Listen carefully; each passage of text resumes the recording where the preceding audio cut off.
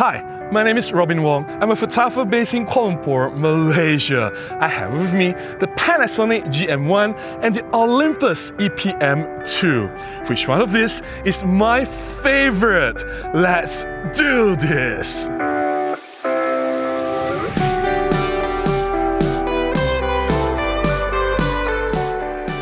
The Panasonic Lumix GM1 was launched in the year 2013, while the Olympus Pan E-PM2 was launched in the year 2012. They were released about the same time. What makes these cameras so interesting? These are the smallest micro four thirds interchangeable lens cameras made by Panasonic and Olympus. They both share many similarities, we'll talk about them, but Panasonic and Olympus, they do have some uniqueness in these cameras. They have their own DNA, and I want to dive into the differences, see what makes each camera unique, and I'll tell you at the end which one is my favorite pick. But first, let's look at the similarities between these cameras. The Panasonic GM1 and the Olympus E-PM2, they share the same image sensor, which is the 16 megapixels micro four thirds size image sensor. Therefore, if you shoot both cameras in RAW, you should get the exact same image output in terms of resolution, dynamic range, and high ISO performance. When it comes to autofocus, both cameras use contrast detect autofocus, which means if you shoot in single autofocus, these cameras can acquire focus very fast and really accurate. There's no issue whatsoever. But because these cameras do not have face detection autofocus, if you want to track moving subjects, if you want to use continuous autofocus, these cameras may not perform very well. Both cameras have micro four thirds mount, which means you can use any compatible micro four thirds lenses on these cameras. You can change lenses. And I think that's where the similarities end. Now, before I dive into the differences between these cameras, let's take a look at some sample photographs from this Panasonic GM1.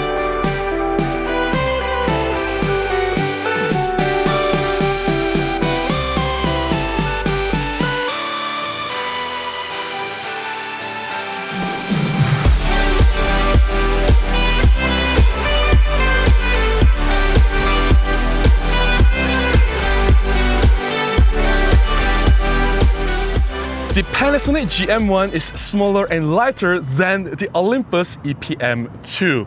In fact, the GM1 is the smallest interchangeable lens camera out there. Some will be quick to point out that, hey, how about the Pentax Q?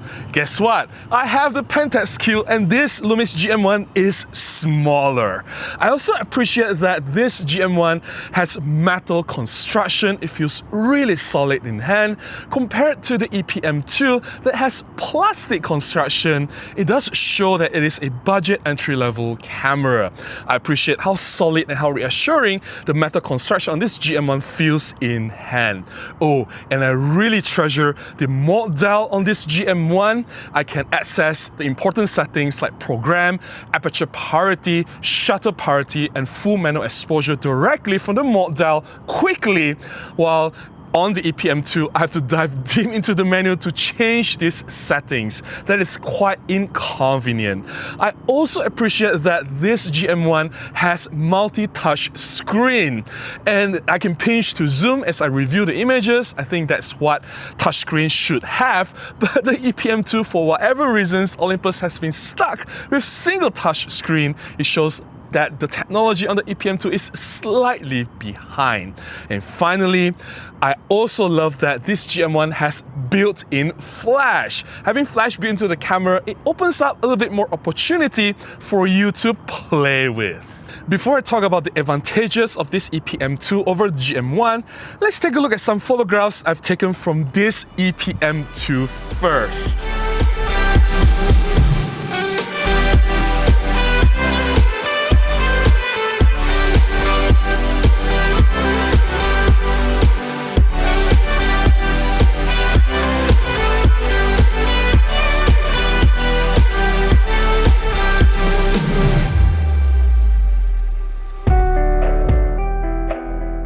Perhaps the biggest advantage that this Olympus E-PM2 has over the Panasonic GM1 is the built-in image stabilization in body.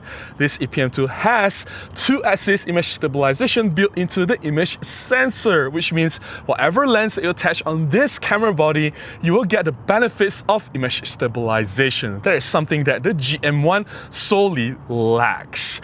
I also like the handling on this Olympus E-PM2. It has a beefier grip and it has a thumb hook at the back of the camera. With the larger and slightly thicker build of the camera, it just feels more secure holding this E-PM2 for a longer duration of time. It is more comfortable. Overall, the handling on this E-PM2 is just better than the GM1, no questions asked.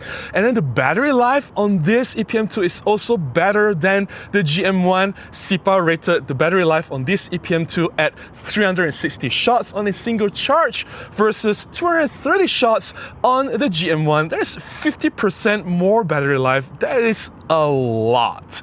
And I also personally prefer the color science on Olympus cameras versus Panasonic. I think this is personal and subjective. I love the skin tone. The overall colors look more natural on the Olympus E-PM2, whereas the GM1, the colors look a little bit on the purplish magenta tint side of things.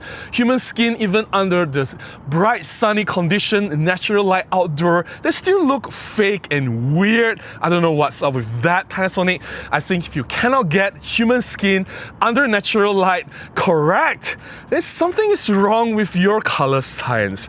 But anyway, the last thing that I want to talk about is the price. Now at the launch, the E-PM2 is priced about maybe 30% lower than the GM1, which makes this an attractive option if you are on a tight budget.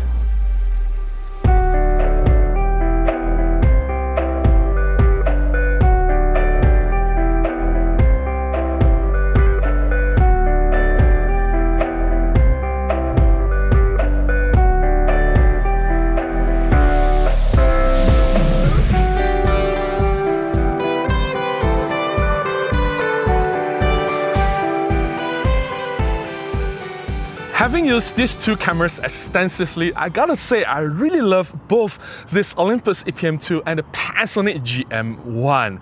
There is something truly enjoyable using something so small and yet so capable. These are tiny cameras that can deliver great results. And these cameras, they show what Micro Four Thirds system is capable of. You don't need to buy big and expensive cameras to get fantastic results.